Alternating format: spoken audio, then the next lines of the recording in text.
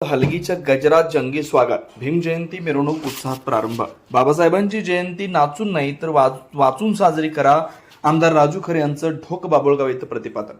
विश्वरत्न doctor Babasaheb Ambedkar यांच्या जयंतीचं औचित्य साधून मोहोळ तालुक्यातील ढोक बाबुळगाव इथं भीमशक्ती तरुण मंडळाच्या वतीनं भव्य मिरवणूक आणि अभिवादन सोहळ्याचं आयोजन करण्यात आलं होतं. यावेळी आमदार राजू खरे यांचं हलगीच्या कडकडाटात आणि वाद्याच्या गजरात ग्रामस्थांनी जंगी स्वागत केलं. प्रतिमा पूजन व मिरवणुकीचा प्रारंभ.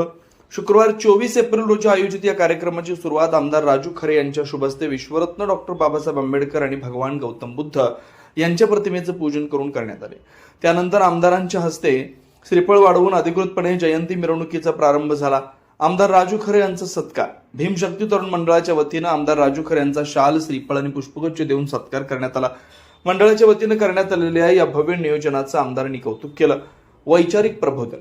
यावेळी उपस्थितांना मार्गदर्शन करताना आमदार राजू खरे यांनी समाजाला मोलाचा संदेश दिला. ते म्हणाले, डॉक्टर बाबासाहेब आंबेडकर यांनी आपल्याला शिक्षणाचं आणि विचारांचं महत्त्व पटवून दिलं. त्यामुळे बाबासाहेबांची जयंती केवळ जल्लोषात न घालवता ती नाचून नाही तर वाचून साजरी करा. त्यांचे विचार आत्मसात करणं हीच त्यांना खरी आदरांजली ठरेल. मान्यवरांची उपस्थिती. या सोहळ्याप्रसंगी अनेक मान्यवर आणि ग्रामस्थ मोठ्या संख्येने उपस्थित होते. यामध्ये प्रामुख्याने आमदार राजू खरे, प्रमुख पाहुणे शिवाजी पासले, सरपंच समाधान देवीदास साळुंके, अध्यक्ष भीमशक्ती तरुण मंडळ, संग्राम काकडे साहेब पैलवान, निशांत साळुंके उपाध्यक्ष, रमेश काकडे, तात्यासाहेब साळुंके. या कार्यक्रमासाठी भीमशक्ती तरुण मंडळाचे सर्व कार्यकर्ते आणि ढोक बाबुळगावचे ग्रामस्थ मोठ्या उत्साहात सहभागी झालेले होते. परिसरात भीमगर्जना आणि हलगीच्या नादानं वातावरण चैतन्यमय. आज आपल्या गावामध्ये मोहोळ तालुक्यामध्ये सोलापूर जिल्ह्यामध्ये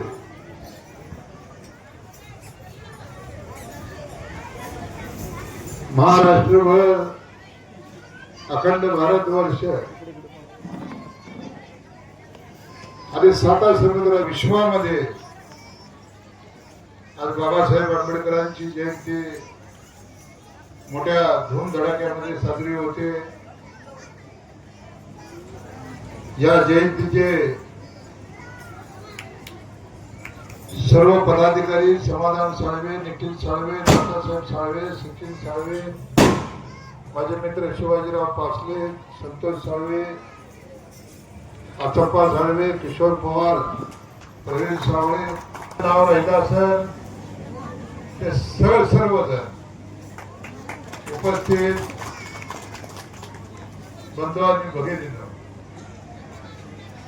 शिवाजीरावांनी सांगितल्याप्रमाणे जो निधी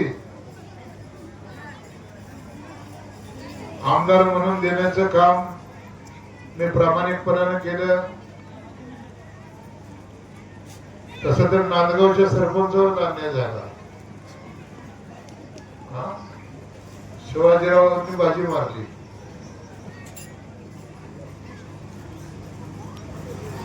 बांधवांनो, गेल्या आठवड्यामध्ये, गेल्या महिन्यामध्ये शिवाजीराव सांगण्यामध्ये चुकले.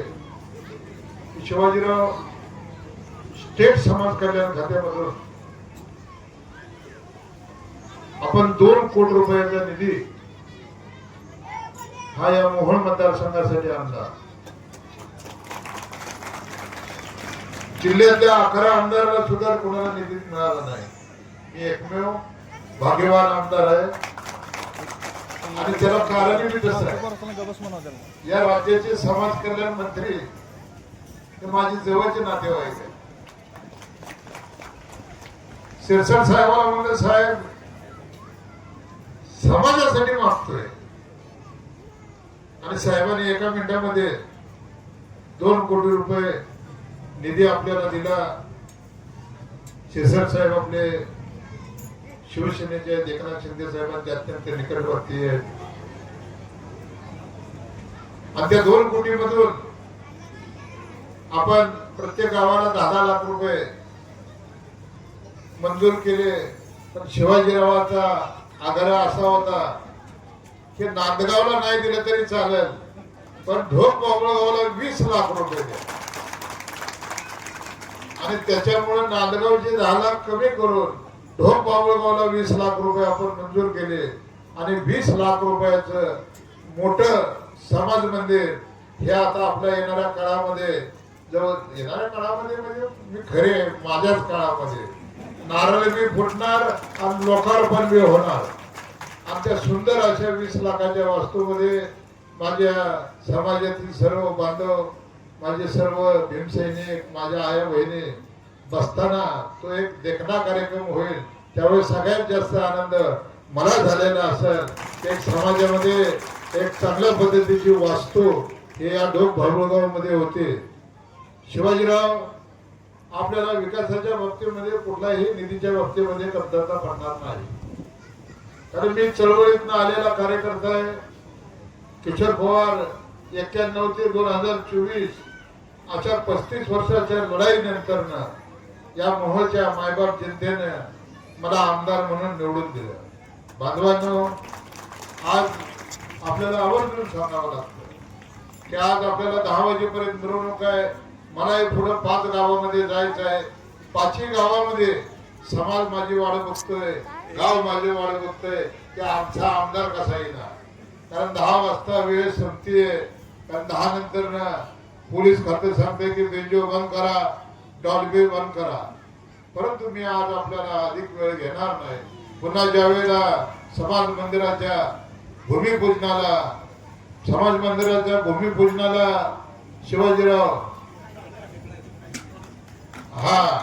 हे तुम्ही करा भूमिपूजन, पण लोकार्पण सोहळ्याला मी येतो. वास्तू ही अत्यंत देखणी झाली पाहिजे आणि त्याचा लोकार्पण सोहळा हा सुद्धा आपण देखण्या पद्धतीचा करू की या तालुक्यामध्ये आपल्याला मी या ग्रामीण भागामध्ये फिरतो. बांधवांनो आणि तरुण कार्यकर्त्याला माझ्या सर्व चळवळीत कळलं पाहिजे. ही गोष्ट नोंद करून ठेवा. मी जिथे जिथे जातो तिथे तिथे ही गोष्ट बोलतो की बाबासाहेब आंबेडकरांनी या देशाला घटना प्रदान केली. बाबासाहेबांनी या देशाला घटना प्रदान केली आणि या देशाला घटना प्रदान करत असताना बाबासाहेबांनी 5000 वर्षापूर्वीचा इतिहास बाबासाहेबांनी 5000 वर्षापूर्वीचा समाजाचं एक विधारक चित्र डोळ्यासमोर ठेवलं आणि ज्या वेळेला या देशाला घटना प्रदान केली त्यावेळेला या देशामध्ये मी असे नागर नसेल, परंतु माझा समाज जोपर्यंत शासन करते जमात होणार नाही तोपर्यंत माझ्या समाजाचा उद्धार होणार नाही हे बाबासाहेबांनी ओळखलं.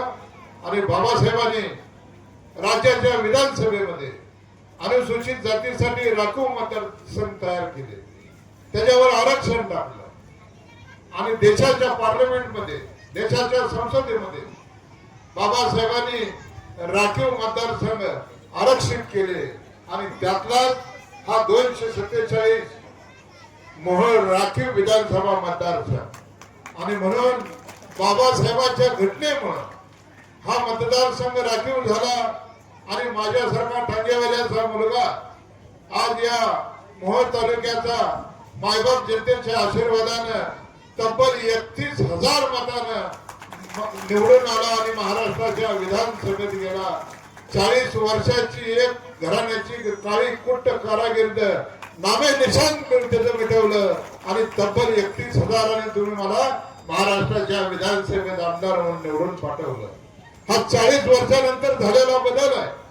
आणि म्हणून मी चळवळीतल्या कार्यकर्त्यांना सांगतो की मी ज्या ज्या गावामध्ये जातो त्या त्या गावामधल्या वस्तीची दुर्दशा पाहिल्यानंतर रात्री ज्या वेळेला शिवाजीराव सचिन घरी जातो त्यावेळेला हा विचार करतो की आपल्या काळामध्ये रस्ते झाले पाहिजेत, आपल्या काळामध्ये त्या भागात समाज मंदिरं झाली पाहिजेत, आपल्या काळामध्ये त्या भागामध्ये गटारी झाल्या पाहिजेत. आणि मी कुठेही सर्व पदाधिकाऱ्यांना सांगतो जेवढा लागल तेवढा निधी खेचून आणून आपल्या या मोहोळ मतदारसंघामधल्या एकही गावाचा तर विकास करीनच करीन, त्याच्यात कुठेच कमी पडणार नाही. पण आपल्या ज्या दलित वस्ती आहे या दलित वस्तीचा कायापालट करण्याचं काम हा आमदार राजू खरे केल्याशिवाय राहणार नाही हा शब्द आपल्याला देतो. मला आपण सगळ्यांनी बोलवलं, जयंतीच्या निमित्तानं सर्व माझ्या आया बहिणीचं दर्शन झालं. मी 2 मुलीचा बाप आहे, हम दो हमारे दो. आता शिवाजीराव बोलत होते हे भाऊ दानशूर आहे.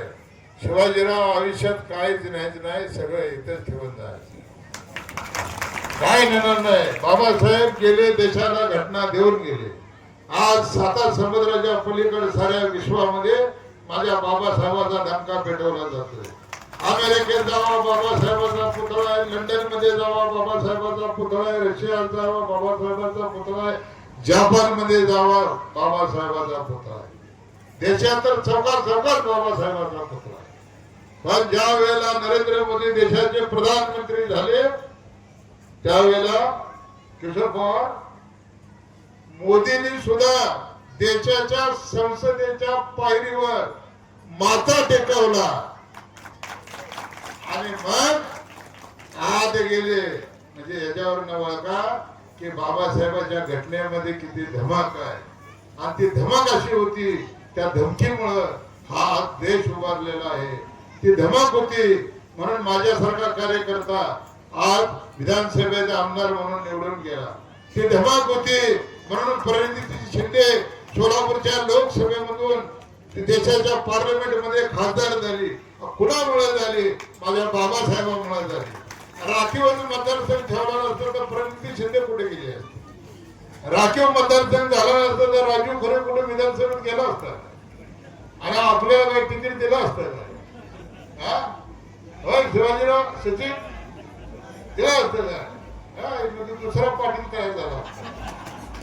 म्हणून ही देश कोणाची आहे तर बाबासाहेब आंबेडकरांची आहे.